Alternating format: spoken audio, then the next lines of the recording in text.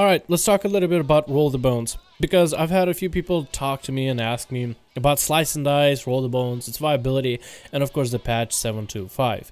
Now, in the next patch, I feel like a lot of things with Outlaw will be more or less fixed. I'm not sure if that's the right word, but a lot of things will be... the spec will start making a little bit more sense, is probably the best way to put it.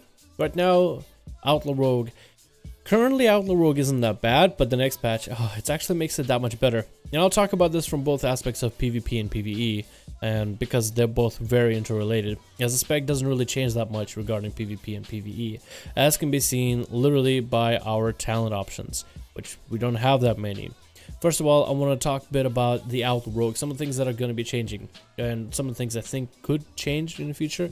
Roll the Bones and Slice and Dice will be rebalanced a little bit so that the spec is a little bit more versatile in terms of the options that you have on some of the talents of choices. Then I would love if Alacrity were removed. I mean, I understand Alacrity is a good talent, but it feels kind of like a dead, boring, uninteresting talent, and I would love to see Killing Spree and Cannibal Barrage become more of the meta for Outlaw Rogues, more of a preferred option, maybe even stronger for a single target or the AoE mechanics. That, or just completely remove Alacrity and put in one of the abilities that we used to have, something more of an active ability rather than a passive ability, because the game isn't all that fun when you have a bunch of passives, and when the passive is the only best option that you have, that's not that fun in my opinion. But besides that, Roll the Bones. Some of the issues that Roll the Bones currently has is it is too strong regarding true bearing.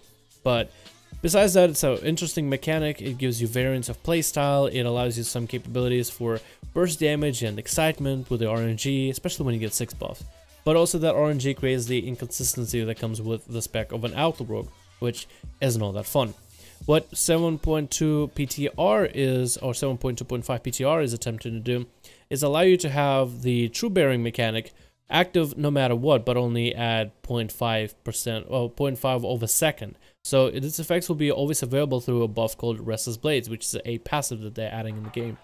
But also they are tuning down how good is true bearing. So instead of being at 2 seconds per count point, it'll be 1 second. So true bearing itself will be as a buff in the game, but you'll always have a 0.5 seconds capabilities of true bearing accessible at all times, no matter what aspect of the game you're in, whether you're PvE or PvP, no matter what buffs you have, which gives the other buffs a feel of they are useful. They actually feel nice to play. It feels nice to roll something else besides true bearing. But because true bearing still got nerfed, it doesn't feel quite as nice. But honestly, I would take it. I take that kind of a change and I welcome it, because I think that kind of change is something the spec really needs.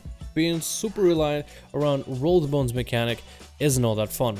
It is, I guess, interesting, but only to a certain extent, because when you don't get true bearing and you don't get the right buffs, then the spec really starts to fall apart and a lot of people get turned off by it, which I completely can understand that. So that's something that's happening in 7.2.5. I'm very happy about it. The whole mechanic of Roll the Bones should be a little bit better. Another aspect I will talk about is Slice and Dice versus Roll the Bones. Slice and Dice is a talent. So my question is, why isn't it strong or stronger than Roll the Bones? Right now, Blizzard, and for multiple times in Blue Post, they talked about they want Slice and Dice to be an alternative to Roll the Bones, but Roll the Bones should be the main primary mechanic. But Slice and Dice is a talent. It's an ability, or it's an ability that we used to have back in the day, not in its current form that it is as a talent, but it used to be just a passive ability all rogues had and all rogues maintained, besides Assassination towards the Warlords of General, when they just simply incorporated it as a passive buff. But Slice and Dice used to be part of the game, but now it's a talent, and Roll the Bones is part of the main playstyle. And Blizzard is still considering it, even though it's a talent that changes your playstyle and should add something to the spec. They still consider it as an alternative, quote unquote. My thoughts on it, and this is probably the only way to make Slice and Dice viable, is if it's stronger. Maybe by a little bit, or maybe in just a raw sustained DPS alone, if Slice and Dice is stronger than Roll the Bones.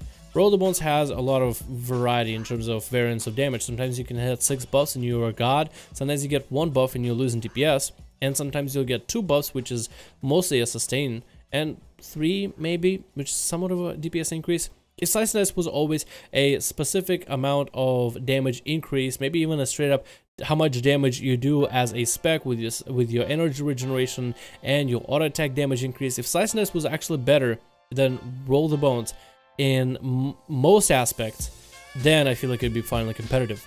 But if Slice and Dice continues to be the alternative, quote unquote, I don't think it'll ever be competitive or ever be chosen by the community, which is probably the worst part of it. I mean, if they want the ability to be worth a pick, if they want it to be worth a consideration, the only way to do that is to make the ability better, since it is a talent. But it could be where Slice and Dice would maybe take away an aspect that Roll the Bones perfects in. For example, if you take Slice and Dice, you lose Restless Blades and you will never get the cooldown reduction mechanic, which can suck in some occasions. For PvE, it could be this kind of situation.